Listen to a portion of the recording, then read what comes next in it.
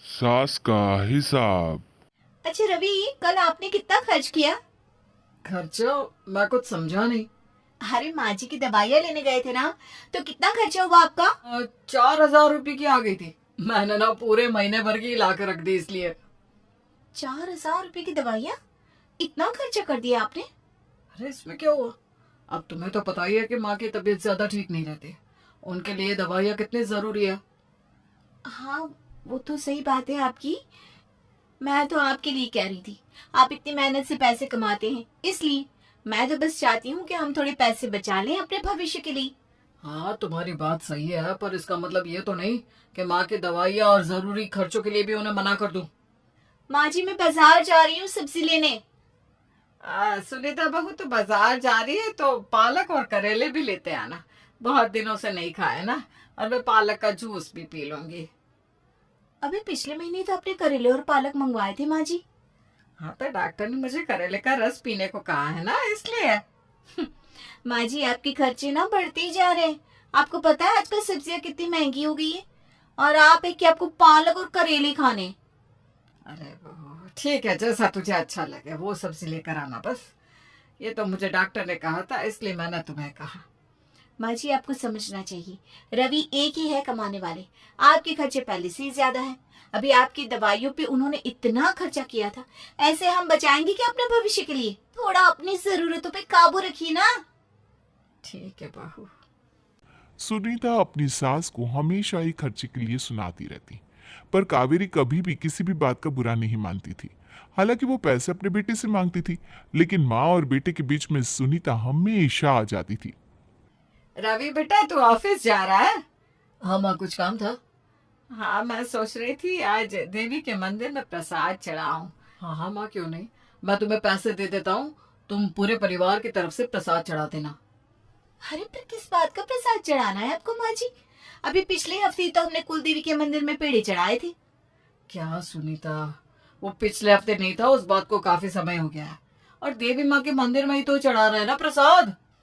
इनके लिए तो पैसे जैसे पेड़ पे उगते हैं। मुझे अच्छे से याद है, अगले हफ्ते ही पेड़े चढ़ाए थे।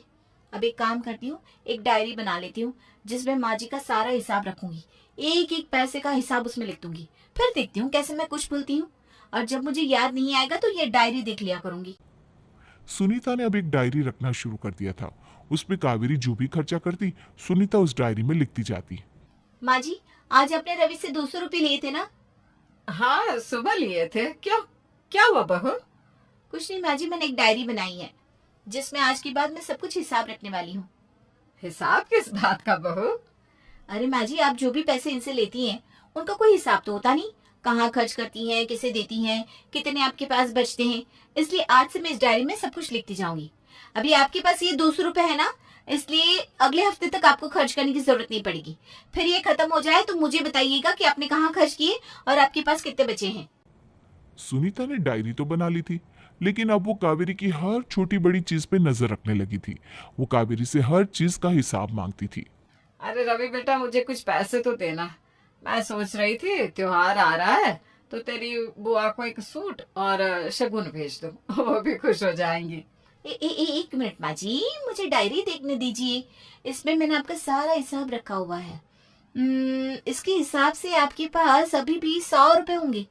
अरे बहू, मेरे पास 100 रुपए थे, पर कल एक बहुत ही बूढ़ी औरत गरीब थी, यहाँ आई थी। उसके पास खाने के लिए कुछ नहीं था, तो मैंने वो रुपए उसे दे दिए। माँ जी, आपको दान धर्म करना है तो अपने खर्चे में से बचा के किया कीजिए ना।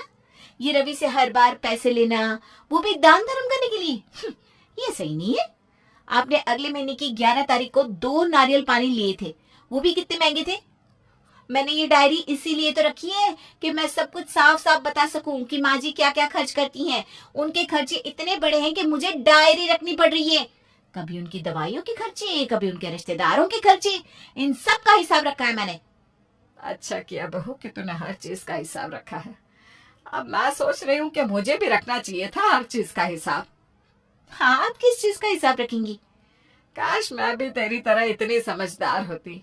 मैं भी एक डायरी बना लेती, उसमें हिसाब रखती उन बातों का जो मैंने अपने जीवन में किए हैं। आपको डायरी रखने की जरूरत ही क्या है? क्या लिखती है आप उसमें? मैं उसमें वो हिसाब लिखती जब मैंने कई सारी रातें अपने बच्चे के ऊपर खर्च कर दी, जबकि मैं आराम से सो सकती थी। मैंने अपने कितने साल खर्च कर दिए, अपनी नौकरी भी छोड़ दी, ये सोचकर कि मेरे बच्चे को मेरी ज्यादा जरूरत है।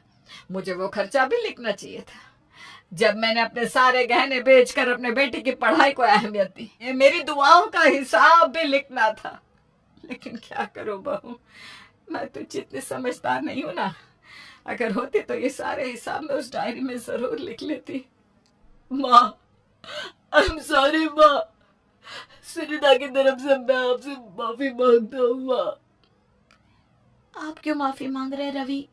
गलती तो मेरी है। मुझे अपने आप पे शर्म सी आ रही है कि मैंने डायरी कैसे बना ली, कैसे मैं एक माँ का हिसाब रखने लगी। माँ जी मुझे माफ कर दीजिए, मैं बहुत शर्मिंदा हूँ। तुम्हारी बातें सुनकर एहसास हो रहा है कि मैंने आज तक तुम्हारे लिए कुछ नहीं किया माँ, जबकि तुमने पूरी जिंदगी ही मेरे नाम कर दी। हम बच्चे अक्सर बड़े होकर ये भूल जाते हैं कि हमारे माँ बाप ने अपनी खुशियों को त्याग कर हमें खुशियां। की दुआओं का कोई हिसाब नहीं होता। अगर डायरी रखनी ही है तो उनकी त्याग, प्रेम और दुआओं की रखिए। यकीन मानिए, आप हमेशा मुनाफे में ही रहेंगे।